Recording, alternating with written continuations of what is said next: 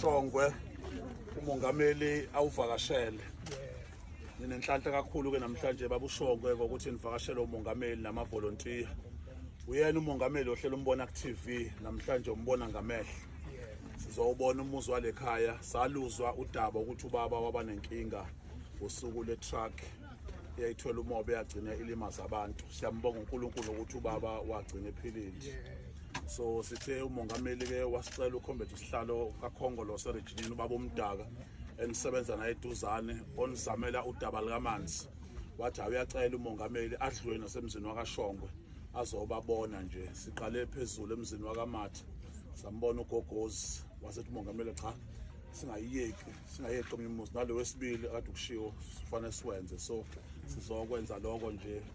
Kunenhlanhla kumuzi kwana amavolontiya phela mekhona umongameli wawo abaseduzane akwazi ukuthi azosondela ngoba kaduma isibongo.